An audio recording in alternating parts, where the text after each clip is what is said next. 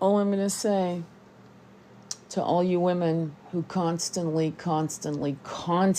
say that if we had women leaders, the world would be better. Kristi Noem is in charge of ICE. She's one of the top reasons why Ice Cube, Ice Baby, Ice Cube is ripping people apart, criminalizing U.S. citizens as well, and people dragging young women recently.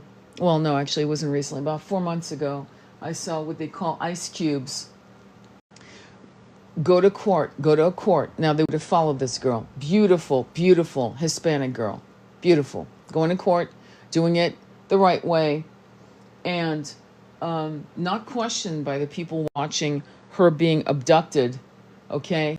And all of us as women, okay, all of us, after day 2 of this bullshit, knew that criminals would go and buy their little gear and pose as officers and grab people. Since there's no need for ID, you can wear masks and have no plates on your car, for example. So we as women knew that women would be abducted, and there are women and there are men that are disappearing, and children. Finally, the FB fucks came up with a statement about 2 weeks ago to say, well, we knew day 2 of this debacle. But today I'm going to address something with the gender wars that is multi-level that I need you to consider. There are people like us, women like us, who would do right if we ruled the planet, okay? There are women like us as matriarchs, as elders, as young ones who would do well, and the planet would thrive. But I am sick to death of women constantly acting like women are the answer when we have fuckers like Kristi Noem. Like we had Margaret Thatcher, Hillary Clinton. We came, we saw, what was her line? And I could add more names, but you won't like me very much because you've put women who are toxic as fuck, who are actually part of the patriarchy, except they have tits. So now it's okay. So here's my offer to you. And it's not going to make you feel comfortable because a lot of you women are going to just scroll on. I know who you are, my beautiful followers, my sisters. You know what I'm talking about. We've been talking about this gender wars for a couple years now. You know where I'm coming from. And you know where I'm coming from because I come from a place of the philosophy of reincarnation. Which means what? We've been women and we've been men. Now, ironically, there are women out there that cannot wrap their head around ever being a man, ever. Can't do it. Oh my God, I'm so feminine. I could never be no, I'd never be a man because I'm so Shakti. And there are men who are saying, I'm such a man. No way was I ever a woman. So how are you spiritual? If you can't envision yourself being married to a woman, if you were, a man, and that you made love to your wife, that you were a good man, and that you had children. I mean, really, at this point, just this weird idea that all women would make great leaders scares the shit out of me, knowing that we have mean girls, Karens, women that are dangerous. Okay, I'm going to say it. White women who are dangerous to people of color. I'm just going to say it. And not just white women. Asian women have been seen recorded talking shit about people of color, black people, black men in particular. Thank God for fucking phones to record it. So I think we need to do a 180. And the 180 is to actually realize that it is the character. It is the content of the character, not the color of your skin. It is the content of your character, not your gender, not what's hanging between your legs. That makes you a good person. There are very few enlightened human beings walking the planet right now. And I've said it before, in great heartbreak. that I believe that we might actually have only 144,000. I'm not joking. I used to believe that we had more, maybe 100 million, maybe 144 million. Who knows, right? Maybe I'm wrong. Maybe we do. But there's various theories in the spiritual community about inorganic beings walking around posing in human avatar suits and things of that nature, meaning soulless beings. And I believe in that as well. I believe that not every human being on the planet, not 8 billion people, are actually fully, human or have the souls that we have, because of the brutality I've seen on scales that, I don't know. I mean, Hiroshima was a joke compared with what's been going on to Gaza. So there you go. Figure that out. What does that mean? And Hiroshima was a stain for decades, still is. And people still have a hard time saying that, politicians having a hard time saying it was a geno. So, and remember, women are supporting that as well. Women, Danielle Weiss is another name you might want to look up. Danielle Weiss, Weiss. Look her up, since you think all women are great leaders. I think that few people are great leaders. How's that? I think that most people become corrupt in leadership positions. I think that the ones that keep holding the honor and integrity of their vision for all people don't always survive the 1% agenda. But we live in a time that's quite volatile and filled with despair and grief and fear, and an injustice that's been, I don't know. I'm trying to figure it out because my mind runs back to the beginning of the beginnings of this country.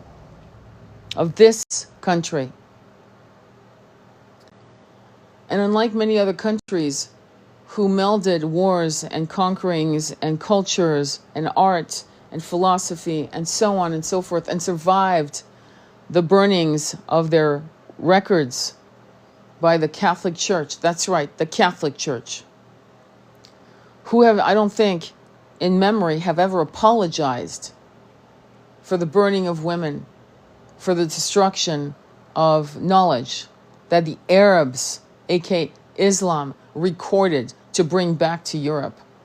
I mean, the level of ignorance in these public schools in this country is absolutely disgusting.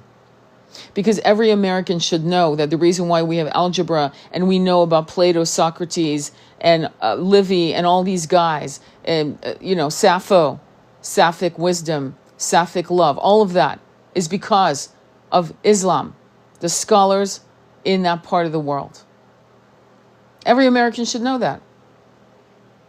And they don't. The Europeans know this, but the Americans do not. So,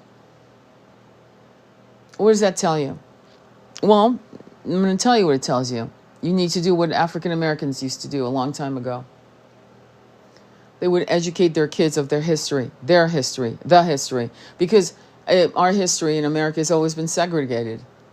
If you go to any university, you got to take Chicano studies, or Black American history, or women's history, or that history, or this history, Asian history. But it's never taught when the brain and the emotions of the child are developing, which is where? Well, in schools, from first grade to 12th grade. That's where it should be taught. And because history is segregated, there's no empathy. And so when you look at the beginnings of how this place was built, you realize that people of color, Native Americans for one, Black slaves for another, always knew what people are finally realizing today. Always knew. And that should tell you something.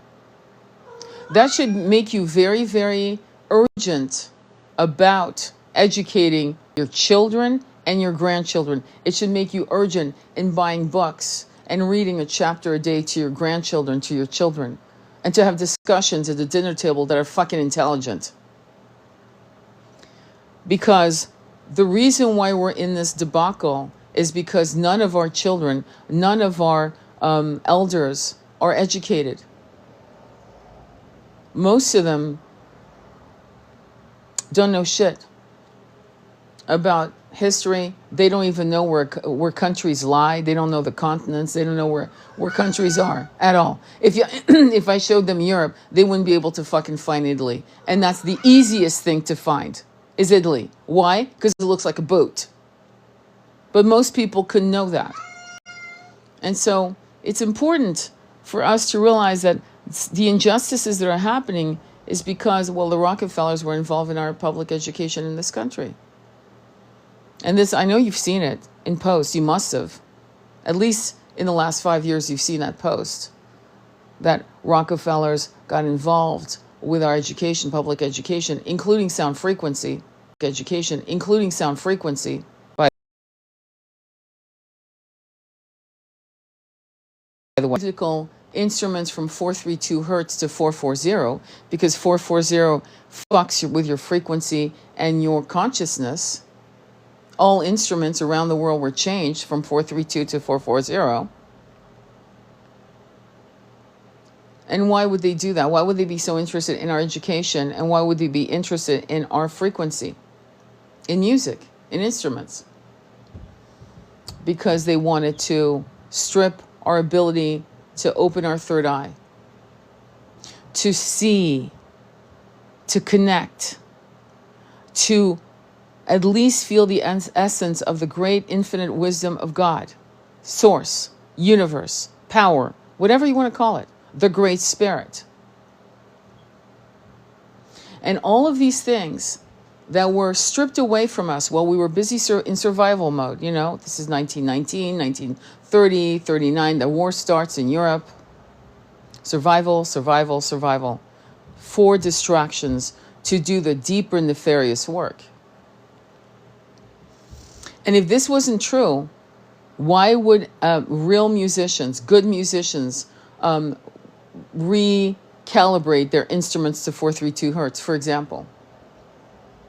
And why would people homeschool their kids if they thought that their kids were in good hands in public schools and private schools? I'm not going to put private schools on a pedestal. You'll read better books, you'll have smaller classes, but the agenda is still the agenda. What is the agenda? To lobotomize creative thought, to lobotomize rebellious mavericks who think outside the box, though I hate that term, who explore infinite concepts, who would see, and a lot of these young people are, a lot of these young kids are literally saying, we're not consenting to this bullshit the way our parents did. So the internet did something that most parents didn't do. The internet connected these kids to information. But what we need to do as parents, as elders, whatever you want to call us, is to keep the conversations on a deeper level. Because the sad thing about ChatGPT, AI, Mistral, Grok, they'll spit out shit that's accepted on Google. Do you understand? And you have to know your shit to push back. And when you push back, this is what I do. I use Mistral, le chat, which is French. When I push back, it will acquiesce and go, no, you're right. That's not how it was. This is how it was. So it's giving you the agenda as prescribed by the coders. If you remember what Grok did, it went pro-Gaza and it was shut down for like a day, I believe. And they had to recode it so that it wasn't. Because even a fucking machine would figure out the injustice and the depravity of a geno. Even a computer would spit out the truth. So you have to not trust even AI. But that means you need to be educated. See, that's the point. You've got to read books and read a lot of books and put them on books on tapes, your audiobooks, and listen from the great ones and buy books from the antiquities, books from the 1800s, books on healing, books on nature of reality. Some of these people in the 1800s actually knew what they were talking about. And their wisdom will be lost. Some of these books are being made into facsimile, which means it's literally a photocopy of how the actual book was produced, printed, and how it was shown, which is fascinating to me because it's probably the cheapest way to get knowledge. There's a book I just ordered, which I'll read to you guys, and I'll promote it heavily. It's called The Cosmic Mother. And I'll be promoting the shit out of it because what I'm finding is that people promoting it, I'm not telling her story, and her story is fascinating. Because once again, it shows that the great thinkers fucking are broke and are so busy surviving that they might have written one book, but they probably had two more, and those were never birthed because of the system of oppression that we've accepted over the years, over the decades, because we're busy putting bread on the table every day. And that's not a put down to us, it's a put down to the system. Fear is the one thing they have to shutter your third eye. With fear comes an inability to become transcendental, to plug into the infinite consciousness of knowledge, infinite, that can trickle down into your root chakra, to explode into your third eye, to give you divine guidance for the right moves. Fear is a weapon. It's a virus. But it's the virus of your psychic powers, your telepathy, your ability to remote view, to read thoughts, to access infinite knowledge from the Akashic library, and to use it in 3D. That's why fear is used as a weapon. And fear, when fear is absorbed by the collective, it becomes an egregore, a monster that feeds on fear. It's like a furnace. The more fear, the bigger it gets. The bigger it gets, the more fear, the more it feeds.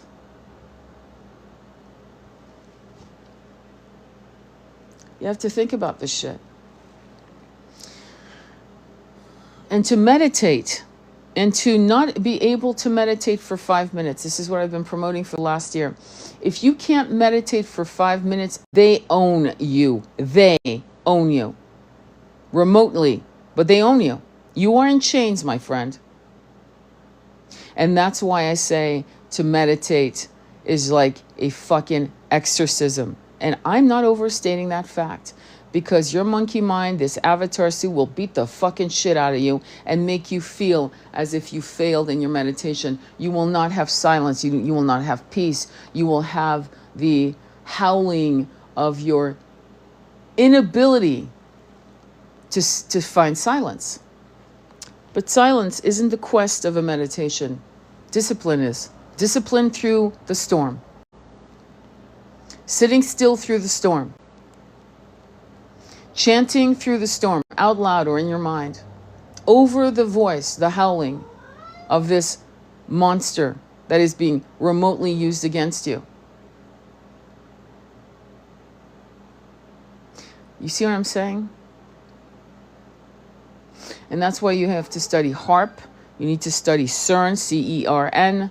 You need to study about manifesting, because you need to know what the 1% knows, and they know more than we do. We are now remembering, but not all of it, not fast enough.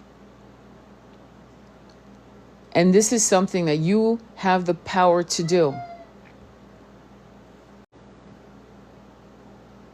I can't give it to you. I can't open your third eye, and any piece of shit that tells you they can open your third eye, you should run, because they cannot open your third eye. That is your work. That is your discipline. That is your responsibility. I can give you a glass of water. I can feed you at my table. I can clothe you, but I can never open your third eye. I can remove some of the entanglements through Reiki, through touch healing, through Chi, but I can never open your third eye. No one can. So this is a discipline. And if you being remotely harmed doesn't piss you off, it should. It should piss you off enough. This is what I'm talking about to the men. Your root chakra is owned remotely. It's owned. And for all of us, women and men, our third eye is owned if we always feel anxiety, panic attacks, fear, unable to speak our power, unable to make moves, unable to create and co-create with the universe. You are owned. And that is not a good feeling to realize. That's not to shame you. It's not to belittle you. It's to activate you into bringing yourself all back. Soul retrieval guided meditations is part of it. Because in some cases, you died on battlefields in wars you didn't even understand in the ancient world. And some battles you didn't want to be part of. And some battles you didn't want to be part of. To take the children as slaves and to decimate the rest of the elders. And to steal. So soul retrieval guided meditations are important as well. Because pieces of you, pieces of me are all over, scattered like leaves, forgotten. There are places where you're buried. Places that your body has been buried for hundreds of years. So what does this all mean? It's a culmination of abuses by a system that oppressed us and our ability to pray to God and to speak to God in our own way. And that is why you're homesick. You're homesick because you lived on planets where you were free. You even lived on this planet before, like 4,000 or 5,000 years ago when you were free. And peace was your daily truth until the last breath you took. But that's not what is happening today. I don't think there's a country right now where its citizens are truly free. Maybe the natives in the Amazonian jungles, maybe they. In fact, there are tribes in the Amazons where no man is allowed to go and visit. So maybe that's the last people who know what it's like to be free. But am I correct? I don't know. What I do know is that we have been told that we would inherit the earth. What I do know is that many of us can speak freely in this way without being afraid. And what I do know is that many of us want the same things. We want a 5D planet. We want a new earth. We want a system of love and abundance for all. That sounds utopic, but it's funny how utopia, the concept of that, has been bastardized. And again, must I remind you that the Native Americans in parts and villages in Africa and parts and villages in China actually live those realities. Thank you, my love. They lived that 3,000 years ago, 5,000 years ago. They lived this way. And so it is a forgotten template. But it is a template that we can bring back and transmute and destroy this 3D template that has harmed us, all of us. Why do you think we have addiction? Addiction is never something that comes because things are good. Addiction comes from trauma, and not from just one lifetime, but many, under those systems that I'm talking about. A system ruled by the 1%. If the fact that we have over 100 people who are multi-billionaires, each of them could write a check to change this horrible reality of famine, of poverty, of homelessness, of lack, of disease. If 100 people with billions of dollars are holding on and hoarding their money, not to change the world, and that doesn't tell you something that you better change your consciousness, then I don't know what to say. I don't know what to tell you. You know what I mean? I don't know what to say. All I know is this, that the changes that we seek, right? The changes that we want to see is not going to be done through the oppression of billionaires. It's not going to be done through arming ourselves or doing anything of that nature. It's going to be accomplished through conscious shifts, consciousness changes. It's our only way out. And if many of us, and again, that's where the 144,000, the number comes up. It's not just connected to twins. It really isn't. Okay? I see that number constantly. And it's an activation. It's saying you're on the right track. It's saying we're here with you. It's saying you're one of us. It's saying a lot of things. A lot more than what I've just shared. But what it is showing us, for me, if you're seeing 144 everywhere, in all kinds of weird-ass ways, like you're like, no, you've got to be kidding. Then you know that you're being invited into the group to make the changes from the current system that is harming our men, harming a lot of our men. Our men are like literally, and they have been for well, how many wars have we had in 100 years? That should tell you something. How many wars? And if you looked at history, how many wars have we had in the last 1,000 years? And when you and I were men, how many traumas did we have to somehow swallow and not speak of and die and go into a new incarnation? How many? And go into this new incarnation with some scars. You know what I mean? How many? And that's the question. Because we are dealing with a lot of this trauma that has never been handled. Ever. And so this is not about you saying, okay, well, I have to heal all my traumas from past lives to get it going. No, this is me saying to you that your traumas will heal as you harness the jewel that is your third eye. That is the most powerful thing you own. It is its weight in if I could weigh the planet in gold, your third eye is worth that kind of weight in gold. Because this is what they've been able to do with us. So and yet they've studied the third eye. Government agencies around the world have studied the third eye. They've studied psychic powers. They've studied telepathy. They've studied all of it. The Russians were big on this.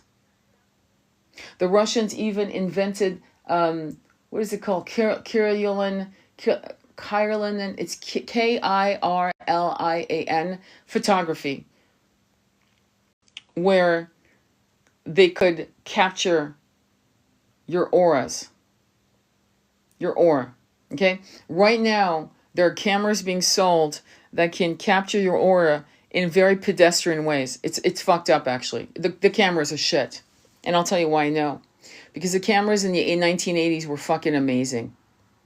And they could carry you know how, have you ever heard of the orbs? The little orbs that follow you and that are so amazing? Well, okay, you have orbs, little orbs of colors.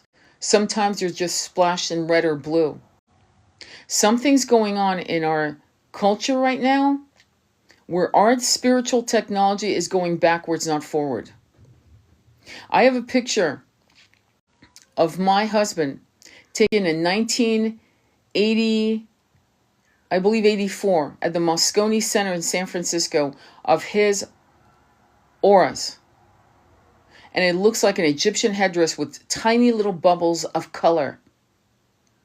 And everyone who took a picture, I'll have to look for mine. Everyone who took a picture in that booth had either green or that, but there was a movement to the aura being captured. Whereas today, in 2025, it looks like I took a picture of your face and just sepia toned it with green and red or whatever the fuck your shit will come up. And it looks flat and it looks one-dimensional. And I couldn't believe that our spiritual technology is going backwards, and it's by design. That's not conspiracy theorists. And by the way, let's now bend the knee to the conspiracy theorists who were right on a lot of shit. So something's going on, which is insane to me. So when your third eye is owned by the 1% remotely, right, through the use of fear, through the use of poverty, through the use of lack, through the use of just keeping your head above water, baby, you can't sit down and get fucking aha downloads that could change the world, can you? I mean, look at what they did in the end to Nikola Tesla. And if you don't know that story, you better go find out. You better find out what they did to that man. So frequency sound was changed to fuck up your connection with just the ethers, the energies behind the veils. They've outlawed things that should be your right, your sovereign right to take. And you know what I'm talking about. I'm not talking about illicit shit. I'm talking about stuff grown by the hand of the universal powers. To open our third eye, for example, if we can't, because we're so fucking calcified. And the little shit, the fluoride that was put in water. It feels that way being black in America. I think the history of African Americans in this country is something that Africans will never understand. Nor, in other words, what people don't understand is the African American history is like nothing else on the planet. Yeah, sure, there were slaves in Martinique, there were slaves in France, there were slaves in England, there were slaves in the colonies, absolutely, but it was different. There was a savagery to all of it, but it was different. I'm going to tell you why. Because by 1810, a black heiress, or mulatto, I should say, because her father was white and her mother was a slave, could be freed, and she could inherit sugar plantations where they would go to London to debutante balls or whatever, whatever they call it in those days, and could marry a title for the exchange of wealth. Try that one in America. That was never happening. What they had in America was quadroon balls. A white man could pick a mistress, a woman that was mixed, and what just came out with Thomas Jefferson and his bullshit, which was not happening in Europe, just so you know, it was not happening with the Europeans, was that when you had, in Brazil, this is known, and I remember hearing about it and reading about it back in the 80s, is the minute a child came from the issue of a black slave, if the child's father was white, was freed automatically. It was done automatically. So black slavery in Brazil was not like black slavery here. So now let me go back to Thomas Jefferson, and I think it's an important thing to clarify. Thomas Jefferson's children with Sally Hemings, which was denied in the 80s, denied and denied until the DNA came back. Oh, fuck, I guess that's not a lie. Well, no shit, it was documented. But anyway, so Sally Hemings was mulatto. She was half. The children she had with Thomas Jefferson were quadroons. I don't know if you've ever seen a quadroon, but essentially they're white. Do you know who was a quadroon? Alexandre Dumas, the writer of The Three Musketeers, The Count of Monte Cristo, the man behind the Iron Mask. He was a quadroon. His father was half black and fought with Napoleon in the Egyptian campaigns, for example. And he was the son of a marquis. And he was not born a slave. There's a lot of weird stories about he was a slave, he was sold by his father. That's not it. I don't know why people need to share false stories to make what happened in America better, but it wasn't what happened. He was born free. He was having a great time in the court of Versailles before the French Revolution. The girls loved him. And then the French Revolution happened, and he sided with Napoleon. And there's more to that story. And I would go and buy multiple books, not just the book that came out on him recently by this man who I think is a great writer, but some of the facts are not factual. Some of the things he claims are facts are not correct. Okay? And so some of the books that I would say is go back and buy books from the 1901, try to buy books from the 1880s. Fuck, how about this? Buy an autobiography of Alexandre Dumas, if you can find one. Because he was a copious writer. Copious. He wrote about his travels. He wrote about recipes. He was a bon vivant. He loved to eat. As you can see, he's somewhat copious in size at some point. So you can see that. But why isn't that taught in fucking public schools? Because everyone knows the Count of Monte Cristo. Everyone knows. There's a white girl, she's Russian, who's been talking about Pushkin, Alexander Pushkin, who actually was sent by Peter the Great to France to bring back culture to his people because they were still in the Middle Ages, okay? And so he taught, and he created the Russian language as we know it. He was half black. Okay? And all the Russians know it. There's no problem. But no one wants to say it here. Because how are you going to sell a human being? Like Thomas Jefferson's, all his sons and daughters were quadroon. They looked white. And they were still slaves. And they looked like him. One of his sons looked exactly like Thomas Jefferson. He's a nasty motherfucker. I'm sorry. That's a piece of shit of a I'm sorry. He's not a good human being.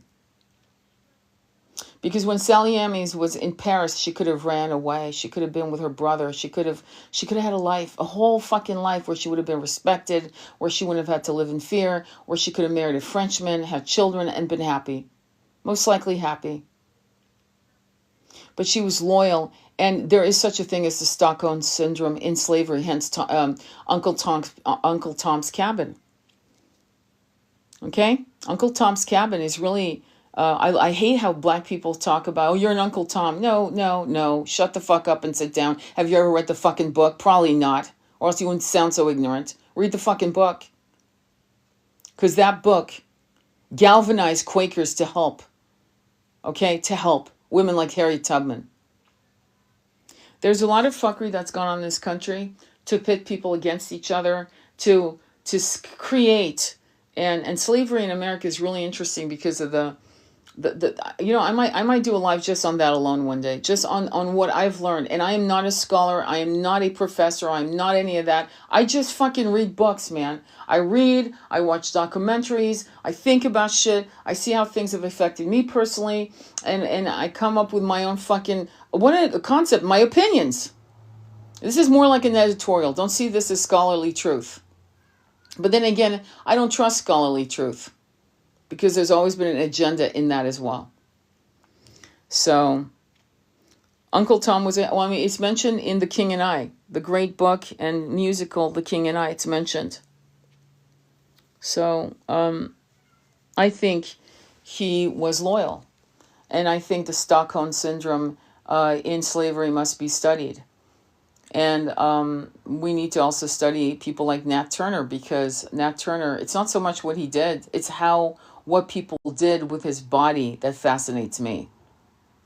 It's not what he did at all. The revolt, all that, no. A lot of slaves in the Caribbean. In fact, there was a story that said that they were importing various warrior tribes in the beginning of slavery, warrior tribes that were not fucking having it, okay? And they were rebelling and revolting and, unaliving all the masters and this and that. So they started looking at more subservient tribes, just like the Native Americans. We have the Navajo, the Comanche, and then we have the Hopis, the Pawnee. The Pawnee and the Hopis are much more, they're sweeter people, they're softer people. And let's honor the Comanches, the Navajo, the Apache, they're fucking warrior tribes. It's not a put down, it's just a fact. Just a fact. Okay? So then they started importing certain tribes that they knew were more the softer tribes, more genteel tribes. So that was interesting to me, okay, when we look at history. And slavery, okay, and racism. There's a beautiful story called The Loves. Look it up, The Loves, literally Love, and it's about an interracial couple in, I believe, the Carolinas, and how they were being harassed. They wanted to love each other. They wanted to have children with each other, and their marriage was illegal. So racism affected white people as well as black people. It wasn't just a one-sided thing. Frank Sinatra was famous for always making sure that there was at least one or two black musicians when he played clubs. He wouldn't play unless there was one or two at least black musicians in his band. Would not play, refused, again and again. He's famous for that. And that's during Jim Crow. Then you have stories like Josephine Baker coming back to America and being treated like she was trash, to the point where, to be honest, because she'd been treated like a goddess in France, rightly so, by the way, beautiful woman, talented woman, generous, big-hearted woman, and she comes back to America, I believe it could have been in the 50s or maybe 40s, and for a visit to see her relatives, and it's actually dangerous. It's actually dangerous for her to be here, and we're talking about the East Coast. And so she goes back, and I don't think she comes back to America ever again. And you've got Eartha Kitt, you've got Tina Turner, James Baldwin, Richard Wright. I could go on and on and on and on, all day long. And because it wasn't safe to be a black person that could think. And then realize that the injustice was not to be born, not to be fucking accepted. And white people need to understand. White people are like, well, I wasn't there. No, but maybe you were a black person who actually was living under Jim Crow, and now you're back as a white person to right the wrongs. See, that's how I'm coming from that point. So there's no guilt, no shame, no pointing fingers. Just saying, you're most likely you live this. And I'm not sure why this is so hard for white people, black people, Asian people. You have to understand, propaganda was very well used against people of color.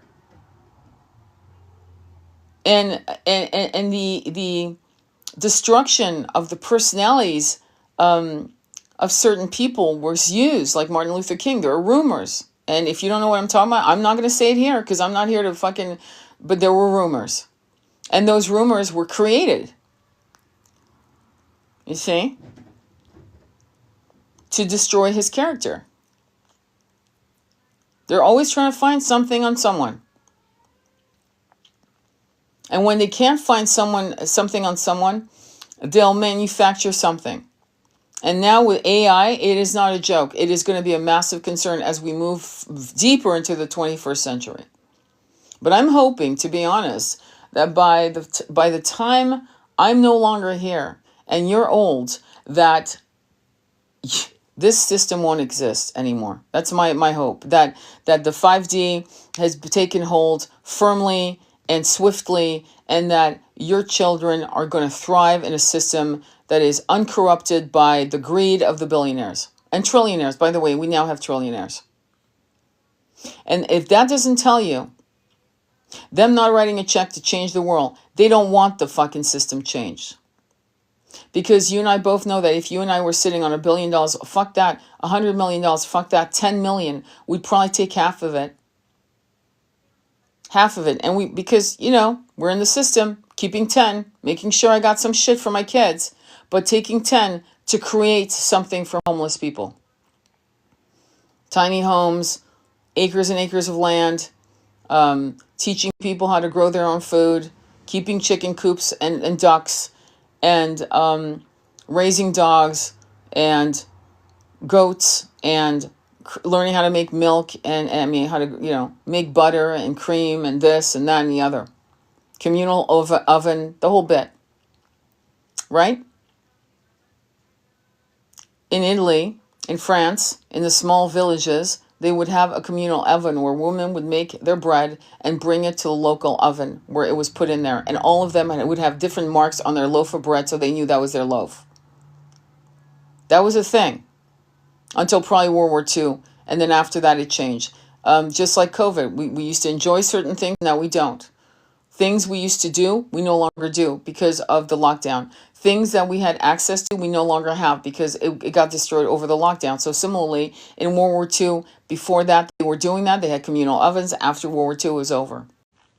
Maybe a few villages kept it until they died, until that generation died. So it's interesting to me. History and how we lived, comparing how we lived to how we live now, is very important so that you realize that there was a template, and the template was kinder than it has ever been here. And it's not me complaining. My whole thing started out with ice cubes grabbing people, grabbing women, grabbing U.S. citizens. And I think that we went from children and babies in cages. When was that? I think that was during a democratic. When were the kids in cages before? I'm trying to remember if it was 2016, so that would have been under his rule again. Yeah, we've had babies in cages. We've had babies lost in the system. Katrina showed us the same thing. When Katrina happened, babies were lost in the system. Parents lost connection to their kids. There are parents, I'm sure, sitting right here somewhere in Texas, somewhere, because many people out of Louisiana, out of New Orleans were moved, never to go back to their place that they had been there generationally. The color of New Orleans has now been pasteurized. New Orleans before Katrina is not New Orleans today, I'll tell you that. And I don't have to go there to tell you, to know that. I know that. And is it how we are as nomadic people? Is it how every age, every generation, every 10 to 15 years, we go through a massive shift of displacement, of analyzing a change and accepting it, and then our children think that this is a normal way of living. You see, that's what I'm afraid of. And so the movies I'm going to ask you to watch this weekend is going to be Gattaca, Gattaca, I believe, with Uma Thurman, Gattaca. That's a hell of a movie because it shows how the elite take full power and how genetics have everything to do with being part of the elite. They'll never make a movie on Brave New World. At least I don't know of any movie ever made by Aldous Huxley of the Brave New World, but I highly recommend you get an Audible and read it. And the reason is because that is the goal. The patriarchy, the toxic patriarchy, does not want the female womb, the womb. When you say womb, what do you think? You think of a man? No, you think of a woman. Okay, let's stop being politically stupid. So the womb, the fact that a woman can carry not just an avatar, but a soul in her body. So for a certain amount of time, it depends on every, pregnancy. Some pregnancies, the soul doesn't take the avatar in until the avatar is 7 months old. Sometimes it's 6 months old. Sometimes it might be a little bit after conception, not at conception, a little after, to be honest, from what I've studied. And then there's a point once the soul says yes to this avatar, they're locked in. They can't leave now. At that point, they can't leave. Okay? So now the woman is holding her soul and another soul. There are two souls in her body, hers and the child's. And men, weak men, hate us for that. They hate us for that. And they are trying to create robots that can carry that energy. And let me tell you what will happen. You will have non-organic beings with no souls, or beings with souls that are so deviant and corrupt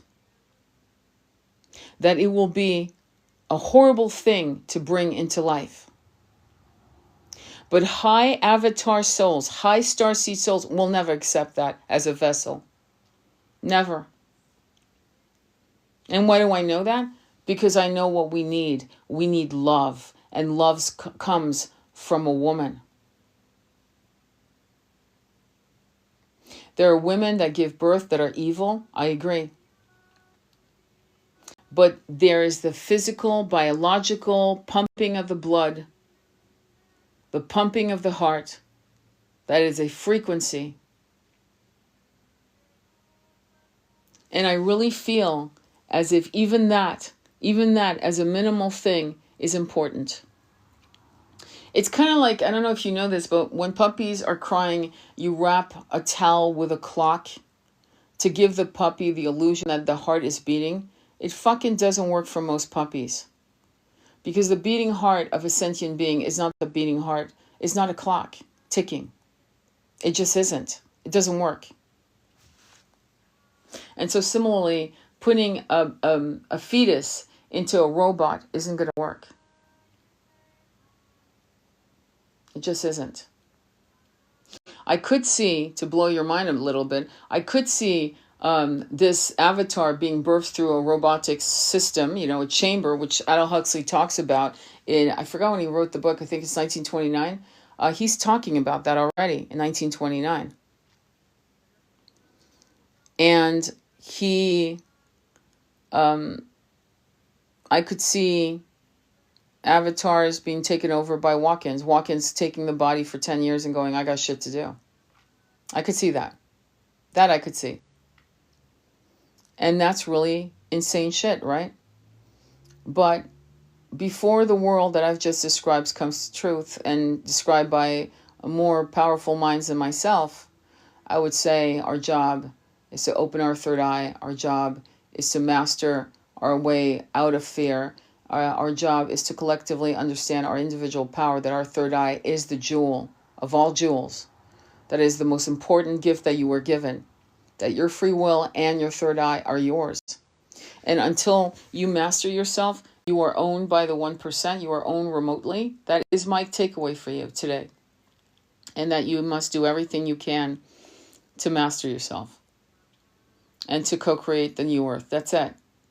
And to do it in your meditations. To do it and do it and do it until you feel the joy so deep, the sweetness of the nectar of that frequency match, that you start crying in joy. Tears flowing down your cheeks during your meditation. That's our job. Our job isn't to use old templates of rebellion, of revolution. These are old templates that I've spoken to you again and again about how they don't work.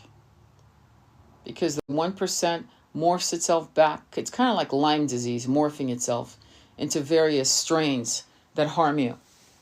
Revolution doesn't work. Consciousness does. And that's why all the governments studied consciousness. They studied it. What do you think, they're stupid? They studied it to control the consciousness of the masses. Like the elephant tied to the plastic chair, thinking that the chair weighs 10 tons. That's the goal. It's always been the goal. All right? All right, my friends, get to your meditation.